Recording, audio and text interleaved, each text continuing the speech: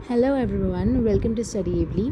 आज के दिन हम लोग सूरदास के पद के जो प्रश्न अभ्यास वाले क्वेश्चंस हैं उनको हम लोग आज के दिन याद करेंगे। So let's start. सबसे पहला वाला प्रश्न,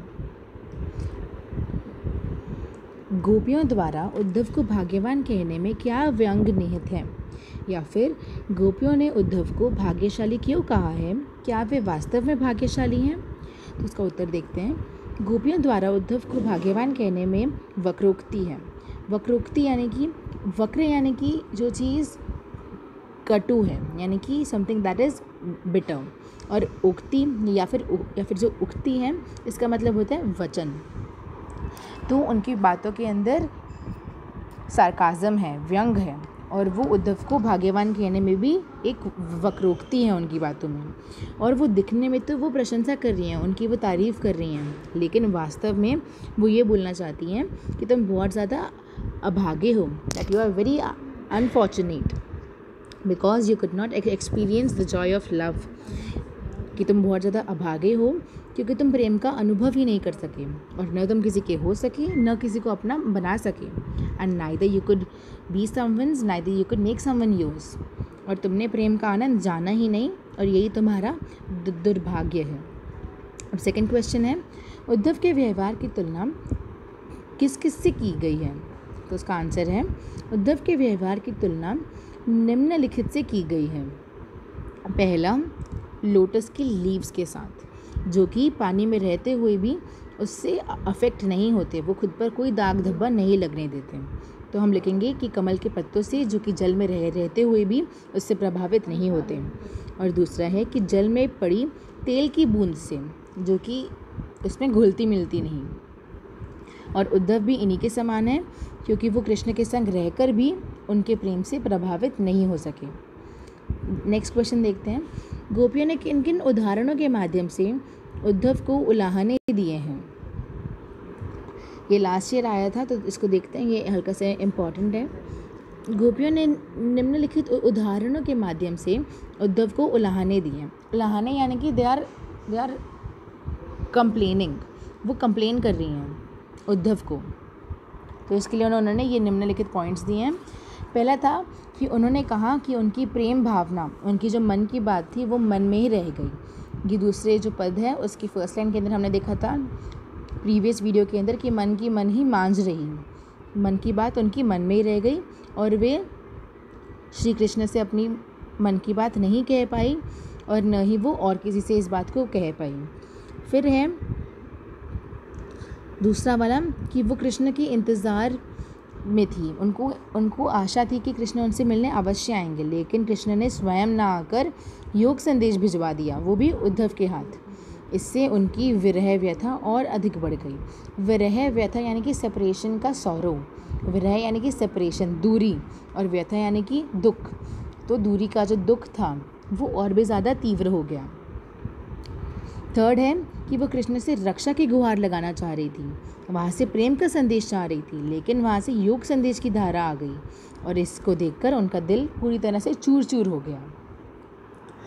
ये हमने देखा था कि जो ये पद थे, इन्हीं के अंदर में हमने एक में देखा था कि वो जहाँ से चाह रही थी कि उनको रक्षा मिलेगी, जहाँ से वो सोच रही थी कि उनको प्रेम संदेश मिलेगा, वहीं से दुर्भाग्यवश उनको योग संदेश मिल गया। फोर्थ है कि वे कृष्ण से अपेक्षा कर रही थी कि वे उनके प्रेम की मर्यादा को रखेंगे। प्रेम की मर्यादा क्या है? कि उसको निभाया जाए। वे उनके प्रेम के बदले उन्हें प्रेम देंगे, लेकिन उन्होंने योग संदेश भेजकर प्रेम की मर्यादा ही तोड़ डाली। तो गोपियाँ सोच रही थी कि जो कृष्ण है, अब वो हमें प्रेम के बदले प्रेम देंगे, अब वो भी हमें प्रेम संदेश भेजेंगे, या फिर एटलीस्ट वो हमें अपना दर्शन देंगे। लेकिन श्री कृष्ण ने तो योग संदेश भेजकर प्रेम की मर्यादा ही तोड़ डाली। तो ये 4 पॉइंट्स थे जिसको देखकर उन्होंने उद्धव को कंप्लेन किया। नेक्स्ट क्वेश्चन है, उद्धव द्वारा दिए गए योग के संदेश ने गोपियों की विरागनी में घी का काम कैसे किया? विरागनी में घी, फिलहाल के लिए हम देखते हैं खाली आग के अंदर अगर हम लोग घी डालें, अग्नि के अंदर घी डालें, तो क्या होता है? वो और भी ज़्यादा स्ट्रॉन्ग हो जाती है। तो फिर वैसे ही विराग्नि यानी कि विरह की अग्नि। विरह हमने ऊपर वाले क्वेश्चन के अंदर भी देखा था। विरह यानी कि सेपरेशन, तो सेपरेशन की आग यानी कि सेपरेशन का गुस्सा या फिर सौरव। इसमें उद्धव के दिए गए योग के संदेश ने, उद्धव के द्वारा दिए गए योग के संदेश ने घी का काम कैसे किया। देखते हैं इसका आंसर। ब्रज की गोपियाँ इस प्रतीक्षा में बैठी थी कि देर सवेर कृष्ण उनसे मिलने अवश्य आएंगे या अपना प्रेम संदेश भेजेंगे। जो गोपियाँ थी वो ये सोचती थी कि देर सवेर यानी कि एटलीस्ट कभी ना कभी तो, या तो जल्दी या फिर अगर जल्दी नहीं तो एटलीस्ट देर से ही सही, लेकिन कृष्ण उन्हें मिलने आएंगे या फिर वो उन्हें अपना प्रेम का संदेश भेजेंगे और इसी से वो सेटिस्फाई हो जाएंगी, इसी से वो तृप्त हो जाएंगी। इसी आशा के बल पर वो वियोग की वेदना सह रही थी। वियोग की वेदना, वियोग फिर से सेपरेशन, वेदना यानी कि दुख, और इसी होप पर वो इस वेदना को सह रही थी। लेकिन जैसे ही उनके पास कृष्ण द्वारा भेजा गया योग संदेश आया तो वो पूरी तरह से चूर चूर हो गया। उनका दिल टूट गया, वो दुखी हो गई। इनफैक्ट वो इम्पेशेंट हो गई और उनकी विरह ज्वाला तीव्रता से भड़क उठी। उन्हें लगा कि अब कृष्ण उनके पास नहीं आएंगे और वो योग संदेश में ही उनके माइंड को वो डाइवर्ट कर देंगे ताकि वो उनसे अपना पीछा छुड़ा सकें। और इसी भय से उनकी विराग्नि भड़क उठी। और इसमें उद्धव का क्या रोल था, ये खाली समझने के लिए, क्योंकि ये वाला संदेश उद्धव लेके आया था, इसलिए इसमें उद्धव का भी रोल था उनकी विराग्नि में घी डालने का। अब अगला क्वेश्चन है, मर्यादा न लही के माध्यम से कौन सी मर्यादा न रहने की बात की जा रही है। तो इसका आंसर है प्रेम की मर्यादा। प्रेम की मर्यादा की बात की जा रही है। और प्रेम की मर्यादा है क्या, इसका अर्थ है कि प्रेम निभाया जाए और वे प्रेम की सच्ची भावना को समझें और उसकी मर्यादा की रक्षा करें। लेकिन जो कृष्ण हैं उन्होंने गोपियों से प्रेम निभाने की बजाय उनके लिए नीरस योग संदेश भेज दिया, जो कि एक छलावा था, भटकाव था। इसी छल को गोपियों ने मर्यादा का उल्लंघन कहा है। तो प्रेम की मर्यादा क्या है कि उसको निभाया जाए। लेकिन जो कृष्ण हैं उन्होंने उनको धोखा दिया, उन्होंने उनके साथ छल किया और उन्होंने प्रेम संदेश के बजाय या फिर अपना ये दर्शन देने के बजाय उन्हें योग संदेश भेज दिया। और गोपियों के लिए ये एक छलावा था, ये सिर्फ एक उनको डाइवर्ट करने का तरीका था उनके हिसाब से। तो उन्होंने इसी चीटिंग को उन्होंने गोपियों ने मर्यादा का उल्लंघन कहा है। अब देखते हैं नेक्स्ट क्वेश्चन। कृष्ण के प्रति अपने अनन्य प्रेम को गोपियों ने किस प्रकार अभिव्यक्त किया है, या फिर गोपियाँ कृष्ण के प्रति अनन्य भाव रखती हैं, इस बात को उन्होंने उद्धव के सामने कैसे रखा। ये अब हम देख रहे हैं, ये वाले ये पॉइंट्स हैं जो कि गोपियों ने दिए हैं ये दिखाने के लिए कि वो कृष्ण से बहुत ज़्यादा प्रेम करती हैं। तो इसका आंसर देखते हैं। गोपियों ने कृष्ण के प्रति अपने अनन्य प्रेम को निम्नलिखित तर्कों से व्यक्त किया है। पहला कि वो स्वयं को यानी कि वो खुद को कृष्ण रूपी गुड़ पर लिपटी हुई चींटी कहती हैं। जो पहला वाला जो पद है उसकी लास्ट लाइन के अंदर हमने देखा था कि सूरदास अबला हम भूरी गुड़ चांटी ज्यों पागी। तो उन्होंने कहा था कि वो खुद को कृष्ण के प्रेम में डूबी हुई कहती हैं। इसके लिए उन्होंने एग्जाम्पल दिया था। सेकंड है कि वो स्वयं को हारिल पक्षी के समान कहती हैं जिसने श्री कृष्ण के प्रेम रूपी लकड़ी को दृढ़ता से थामा हुआ है। तो ये हमने देखा था थर्ड पद के पहले लाइन के अंदर, हमारे हरी हारिल की लकड़ी। तो वो खुद को बोलती हैं कि हम लोग हारिल पक्षी की तरह हैं और हमने कृष्ण के प्रेम को दृढ़ता से थामा हुआ है। थर्ड है वे मन वचन और कर्म से कृष्ण को मन में धारण किए हुए हैं। ये भी हमने देखा था थर्ड पद के सेकेंड लाइन के अंदर, मन क्रम वचन नंद नंदन उर यह दृढ़ करी पकड़ी।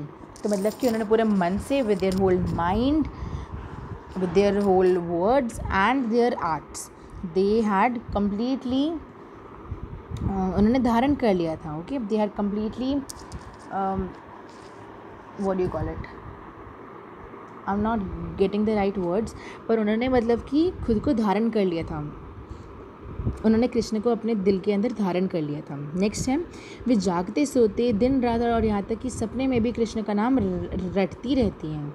कि भी हमने देखा था थर्ड पद के थर्ड लाइन के अंदर, जागत सोवत स्वप्न दिवस निसी काने कहने जकरी। मतलब कि वो जागते हुए, सोते हुए, रात दिन, यहाँ तक कि सपने के अंदर भी वो कन्हैया कन्हैया का नाम बोलती रहती हैं। नेक्स्ट पॉइंट है कि वो कृष्ण से दूर ले जाने वाले योग संदेश को सुनते ही व्यथित हो उठती हैं।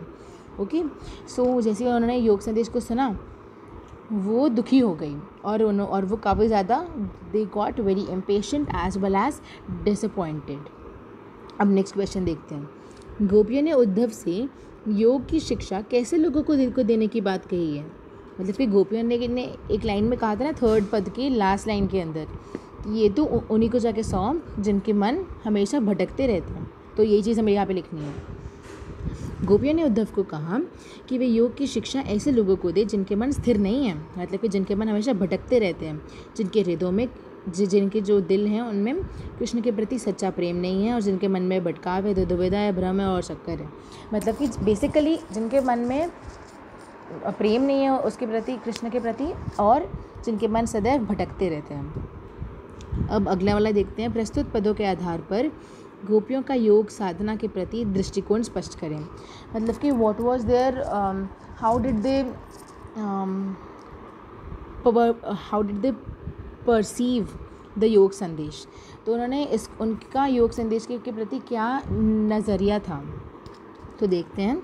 सूरदास के पठित पदों के आधार पर यह स्पष्ट है, मतलब कि इट इज़ वेरी क्लियर कि जो गोपियाँ थी वो योग साधना को नीरस, व्यर्थ, मतलब कि उसको मीनिंगलेस, यूजलेस, नीरस और अरुचिकर मानती थी।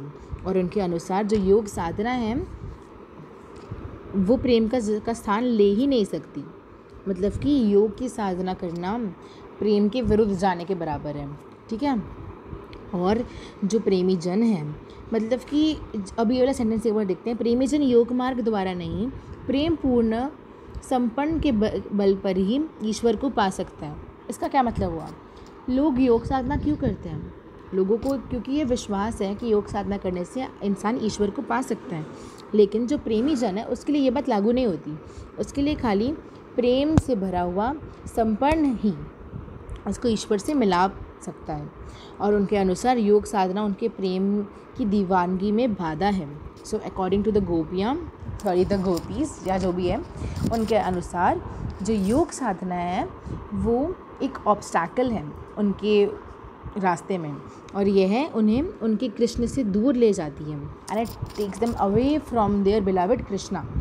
इसलिए योग का नाम सुनते ही उनकी विरह ज्वाला और अधिक भड़क उठती है और उन्हें योग साधना एक बला प्रतीत होती है।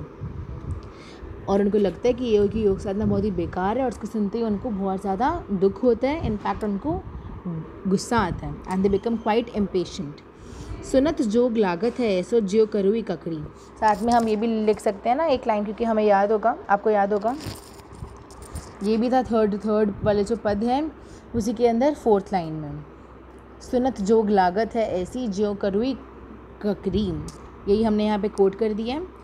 तो हम इसको भी लिख सकते हैं यहाँ पर कि उनको फिर ये सुनकर लगता है कि उन्होंने कोई कड़वी ककड़ी खा ली है, अर्थात उन्होंने कोई खीरा खा लिया जो कि बहुत ज़्यादा बेटर था। अब देखते हैं 9th क्वेश्चन। गोपियों के अनुसार राजा का धर्म क्या होना चाहिए? It's very easy, just one word नहीं, जस्ट अ सेंटेंस वाला आंसर। तो देखते हैं। गोपियों के अनुसार राजा का धर्म होना क्या चाहिए? गोपियों के अनुसार सच्चा राजधर्म वही है जिसमें प्रजा को अन्याय ना हो, उन्हें सताया ना जाए और उन्हें कोई भी दुख ना हो।